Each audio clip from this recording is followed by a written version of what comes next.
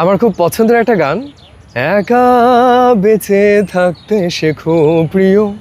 তবে এক জীবনে একা কেন থাকবো, সবাই মিলে একসাথে ভালো থাকবো, তাই লাইনটা একটু ভিন্নভাবে বলি, একা ভালো থাকতে শেখো প্রিয়।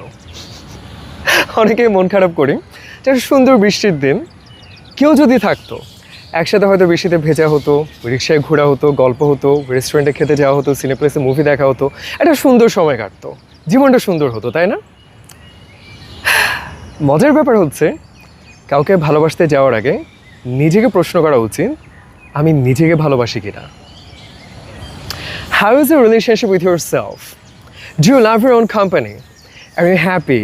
আর you fulfilled? Are you satisfied? Are you confident? আপনি নিজেকে ভালোবাসেন? যদি উত্তরটা না হয় এবং আপনার প্রত্যাশা থাকে যে জাদুর মতো কেউ একজন উড়ে আসবে আর আপনার অন্ধকার মন খারাপের জীবনটা সুন্দর করে দিবে, it doesn't work like this. ঠিক আছে, একটা উদাহরণ দেই, শুনতে খারাপ লাগবে, কষ্ট লাগবে, তারপরে বলি।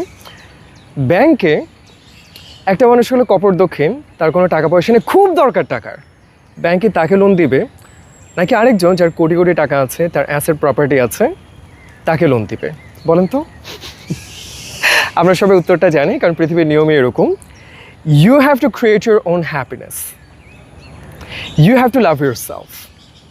আপনি যদি খুবই মিজারেবল, প্যাথেটিক, ডিপ্রেসড, মারা যাচ্ছি, শেষ হয়ে যাচ্ছি, একদম নিজেকে নিয়ে ভালো থাকতে পারি না, কেউ এসে আমাকে ভালো রাখবে এই আশায় থাকে, এভাবে না হবে না।